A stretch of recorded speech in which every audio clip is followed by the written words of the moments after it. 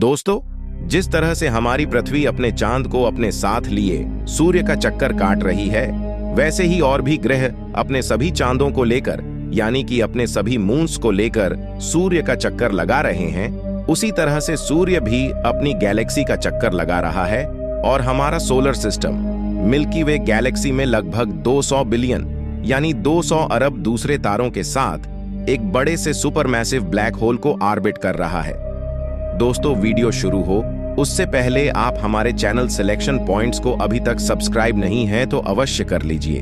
चलिए बिना किसी देरी के वीडियो को शुरू करते हैं। हमारे इस सोलर सिस्टम भले इस गैलेक्सी और यूनिवर्स का छोटा सा हिस्सा ही क्यों ना हो, लेकिन हम इंसानों के लिए यह खुद ही किसी यूनिवर्स से कम नहीं है। लेकिन आज तक कोई इंसान या हमारे द्वारा बनाया गया कोई भी स्पेसक्राफ्ट इस पार नहीं कर पाया है। सोलर सिस्टम कितना बड़ा है, आप इसका अंदाजा इसी बात से लगा सकते हैं कि यह खुद ही करीब 4 भागों में बटा है, जहां सूर्य के बाद शुरुआत में बारी आती है सोलर सिस्टम के 4 रॉकी प्लेनेट यानी चट्टानी ग्रहों की, जिनमें से एक अर्थ पर हम इंसान रहते हैं। फिर शुरू होती है एक एस्टेरॉयड की बड़ी दीवार, जिसमें लाखों एस्टेरॉयड इन चारों चट्टानी ग्रहों की बाकी 4 गैस स्टैंड यानी कि जुपिटर, सैटर्न, यूरेनस और नेपच्यून से अलग करते हैं। और एस्टेरॉयड की इस दीवार को हम एस्टेरॉयड बेल्ट कहते हैं। लेकिन इसके इस ज्वाइंट के बाद एक और एस्टेरॉयड की दीवार शुरू होती है, जिसे हम क्विपर बेल्ट कहते हैं, जिसमें कुछ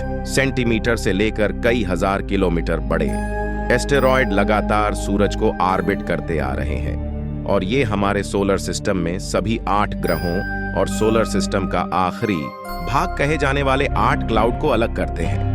मुझे यकीन है कि सोलर सिस्टम की इन बड़ी बड़ी लाखों एस्टेरॉयड से बने बेल्ट्स को देखते हुए आपके मन में कभी ना कभी ये सवाल तो जरूर आया होगा कि हमारे न्यू होरिज़ोन और वाइजर 1 और वाइजर 2 जैसे स्पेसक्राफ्ट इन लाखों एस्टेरॉयड को पार कैसे करते हैं, और कभी हमारा कोई स्पेसक्राफ्ट किसी एस्टेरॉयड से क्यों नहीं टकराता। तो दोस्तों, आज की इस वीडियो में हम आपके इसी सवाल का जवाब देने वाले हैं, जिसमें हम आज डिटेल में समझेंगे कि कैसे स्पेसक्राफ्ट कोई एस्टेरॉयड या एस्टेरॉयड बेल्ट या क्विपर बेल्ट के लाखों एस्टेरॉयड से बचकर अपने मिशन को कंप्लीट करते हैं, और आखिर इस पूरे सफर में कौन कौन सी टेक्नोलॉजी होती है जो स्पेसक्राफ्ट को एस्टेरॉयड कॉलिजन से बचाती है। तो चलिए शुरू करते हैं। जब आप कोई हॉलीवुड या बॉलीवुड साइंस फिक्शन मूवी देखते हैं तो किस तरह उनका स्पेसक्राफ्ट एस्टेरॉयड से बचता बचता निकलता है। हालांकि ऐसा कुछ भी नहीं होता। मूवी वाले इस बात को ज्यादा ही कॉम्प्लेक्स तरीके से दिखाते हैं, क्योंकि स्पेसक्राफ्ट के लिए एस्टेरॉयड बेल्ट से बचकर निकलना इतना भी मुश्किल नहीं है। और ऐसा मैं जो कह रहा हूं, इसको जानने के लिए हमें एस्टेरॉयड और एस्टेरॉयड बेल्ट के बारे में जानना पड़ेगा। एस्टेरॉयड को सबसे पहले स्पॉट करने वाले व्यक्ति का नाम था गिउसेप्पे पियाजी, जो एक इटालियन मैथमेटिशियन और एस्ट्रोनॉमर थे। इन्होंने 1800 में एक ऑलमोस्ट 1000 किलोमीटर के डायमीटर वाले क्षुद्र ग्रह को देखा था, जो मार्स और जुपिटर के बीच मौजूद था, जिसे पियाजी ने सेरस नाम दिया। हाँ, वही सेरस जिसे आज हम ड्वार्फ प्लेनेट के नाम से जानते हैं। पर डिस्कवरी के समय इसे ग्रह माना गया था।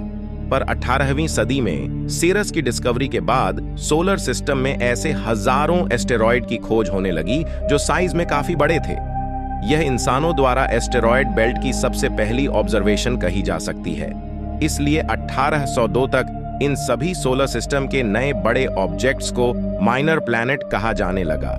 लेकिन जल्द ही जब इनकी संख्या हजारों से बढ़कर लाखों में पहुंचने लगी, तब इन सभी ऑब्जेक्ट का नाम बदलकर एस्टेरॉयड कर दिया गया, यानी कि क्षुद्र ग्रह कर दिया गया। और जिस रीजन में वे लोकेटेड है, उसका नाम एस्टेरॉयड बेल्ट कर दिया गया, यानी कि क्षुद्र ग्रहों का एक अलग ही जोन उन्हें दे दिया गया। इसके कुछ डिकेड्स बीत जाने के बाद 1930 में हमारा सामना फिर एक नई खोजी गई एस्टेरॉयड बेल्ट से हुआ, जिसमें कई बड़े ऑब्जेक्ट मौजूद थे, जो सोलर सिस्टम के आखिरी प्लैनेट नेपच्यून से 30 एस्ट्रोनॉमिकल यूनिट से लेकर 50 एस्ट्रोनॉमिकल यूनिट तक फैली थी, यानी कि इसका फैलाव ही 20 एस्ट्रोनॉमिकल यूनिट के बराबर था। और इसमें भी कई लाख एस्टेरॉयड यानी कि क्षुद्र ग्रह लगातार सूरज को ऑर्बिट कर रहे थे, जिसमें से सबसे बड़ा ऑब्जेक्ट था प्लूटो। जिसे 18 फरवरी 1930 में एरिजोना की लोवल ऑब्जर्वेटरी से स्लाइड डब्ल्यू टॉम्बक नाम के एस्ट्रोनोमर द्वारा डिस्कवर किया गया था। और क्योंकि इसका डायमीटर 2376 किलोमीटर यानी पृथ्वी के डायमीटर के करीब 18% था, इसलिए उस समय इसे ग्रह मान लिया गया। और इस तरह लंबे समय तक प्लूटो नेपच्यून के बाद हमारा 9th प्लेनेट बनकर रहा। पर 2006 में इसे भी ग्रह के लिस्ट से बाहर निकालकर एक नई बनाई गई ड्वार्फ प्लेनेट की लिस्ट में रख दिया गया।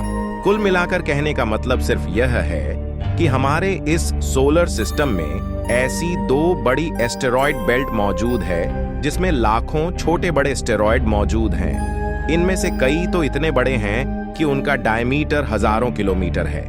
आप ये सोच रहे होंगे कि जब हमारे सोलर सिस्टम में एस्टेरॉयड यानी कि क्षुद्र ग्रह घूम रहे हैं तो हमारी धरती से कभी क्यों नहीं टकराते। आपका यह सवाल बिल्कुल ठीक है।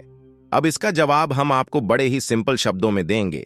अब जरा आप ये सोचिए कि हमारी धरती इतनी बड़ी होकर भी अपने ऑर्बिट यानी अपने एक निर्धारित समय सीमा और अपने एक निर्धारित अक्ष पर ही घूम रही है, तो वह किसी कारण पॉसिबल है। इसका कारण सबको पता है, ओबियसली सूर्य की वजह से, क्योंकि सूरज का ग्रेविटेशनल फोर्स इतना ज्यादा है कि सभी प्लेनेट हमारे सूर्य को ही ऑर्बिट करते हैं। लेकिन एक दूसरे से टकराए बगैर सब प्लैनेट्स की एक निश्चित ऑर्बिट यानी कि एक निश्चित दूरी है जिसके अंदर ही वह प्लैनेट सूर्य के चारों ओर घुमा करते हैं। और जैसा कि आप जानते हैं, एस्टेरॉयड बेल्ट भी हमारे सोलर सिस्टम में ही है। इसलिए इन स्टेरॉयड बेल्ट के सभी एस्टेरॉयड भी सूर्य की ग्रेविटी के कारण बिना एक दूसरे से टकराए अपने ही ऑर्बिट में घूमते रहते हैं। आपको जानकर हैरानी होगी कि एस्टेरॉयड बेल्ट में कुछ एस्टेरॉयड इतने बड़े हैं कि वैज्ञानिकों का मानना, अगर यह एस्टेरॉयड एक साथ मिल गए तो यह एस्टेरॉयड आपस में मिलकर एक प्लेनेट बना सकते हैं जो हमारे मून से थोड़ा ही छोटा होगा। मार्स और जुपिटर के बीच बने इस एस्टेरॉयड बेल्ट में ऐसे 4 स्टेरॉयड है जिनका साइज बहुत ज्यादा बड़ा है। इनमें से सेरस, बेस्टा, पैलेस एंड हाइजिया है। अब आपके मन में यह सवाल उठा होगा कि क्या अभी तक ऐसा कोई मिशन हुआ है जिसमें इन सभी स्टेरॉयड बेल्ट को क्रॉस किया हो? हाँ, बिल्कुल किया होगा, क्योंकि हम सालों से सोलर सिस्टम का एक्सप्लोर कर रहे हैं। इसके प्लैनेट्स और मून्स पर जीवन का तलाश करते हैं। इसके लिए हमने पिछले कई दशकों में कितने ही स्पेसक्राफ्ट सोलर सिस्टम में भेजे हैं। इनमें से कई तो आज भी हमारे सोलर सिस्टम के एस्टेरॉयड बेल्ट के पार गैस डाइन्स प्लेनेट के चक्कर लगा रहे हैं। ऐसे ही 2 मिशन के नाम है वाइजर 1 और वाइजर 2।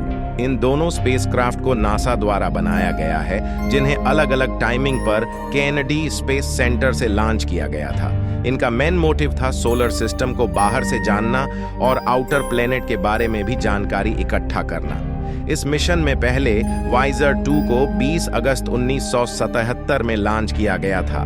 इसके बाद वाइजर 1 को 5 सितंबर 1977 को लॉन्च किया गया था। जब इन दोनों स्पेसक्राफ्ट को लॉन्च किया गया था तो वैज्ञानिकों की उम्मीद थी कि केवल 5 साल तक डाटा को अर्थ पर भेज पाएंगे। लेकिन आप हैरान हो जाओगे, क्योंकि दोनों स्पेसक्राफ्ट आज भी काम कर रहे हैं और हमारे सोलर सिस्टम का एक वैल्यूएबल डाटा लगातार हमें भेज रहे हैं।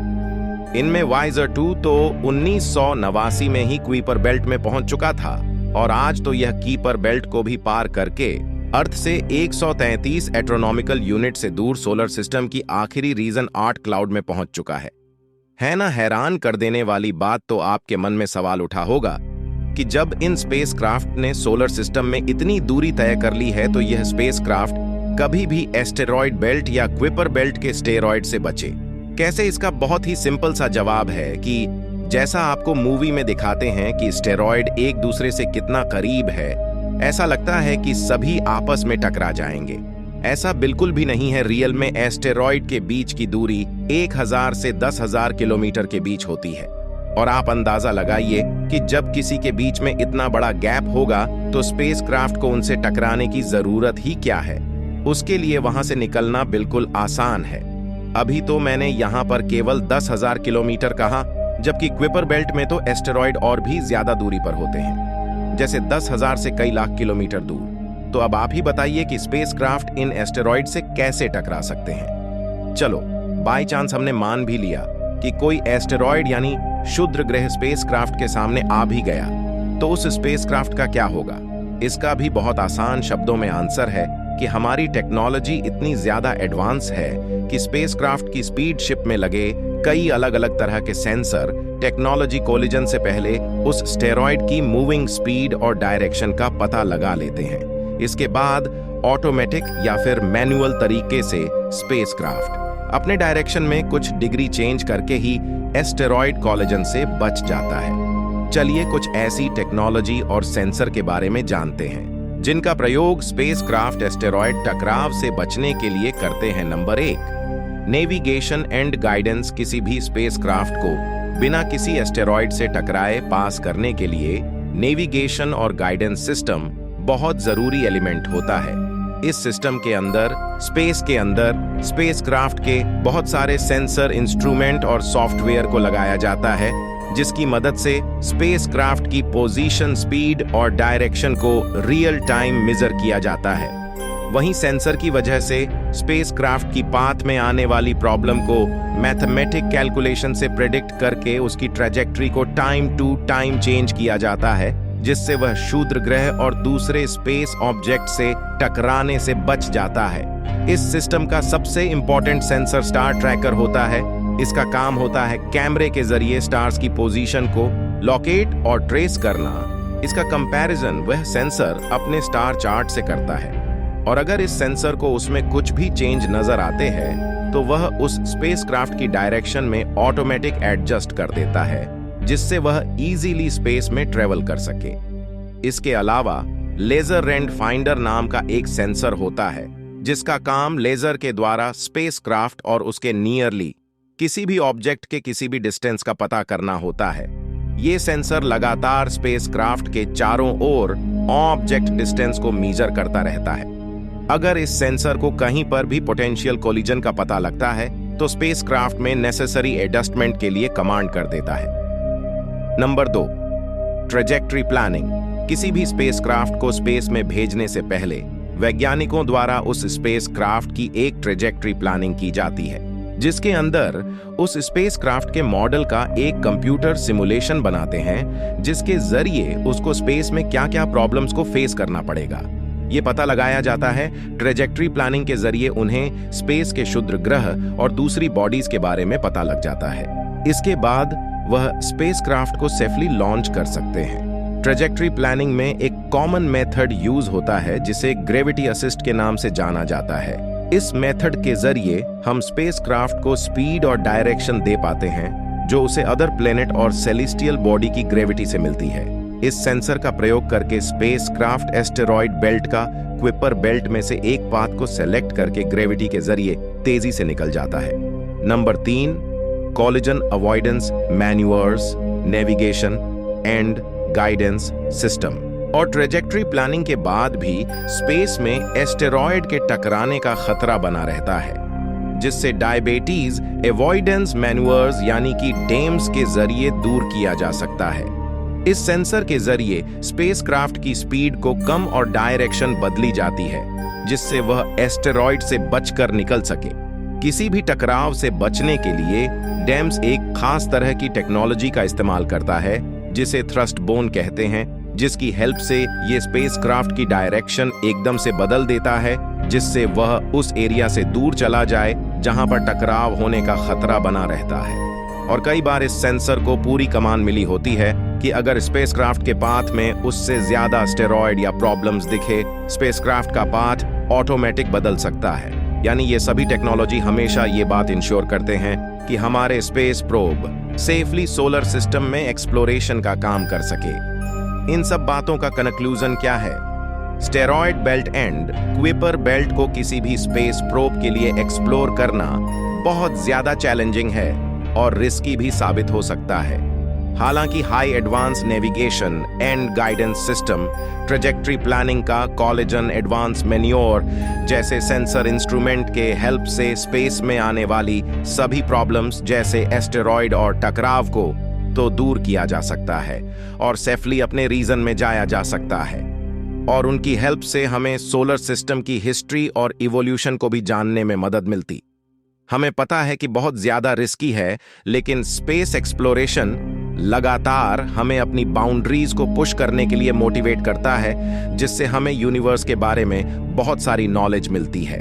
एस्टेरॉयड बेल्ट और क्विपर बेल्ट का एक्सप्लोरेशन ह्यूमन की इमेजिनेशन एंड डिटर्मिनेशन की स्पीड को दिखाता है कि ह्यूमन कभी भी एक जगह नहीं रुकेंगे। अब मुझे उम्मीद है कि आपको इस सवाल का जवाब मिल गया होगा कि आखिर कैसे स्पेसक्राफ्ट हमारे सोलर सिस्टम में इन लाखों एस्टेरॉयड से बचकर अलग अलग ग्रहों और उनके चंद्रमाओं को एक्सप्लोर करते हैं आज की वीडियो में। बस इतना ही। ऐसे वीडियो के लिए हमारे चैनल को सब्सक्राइब जरूर करें। धन्यवाद।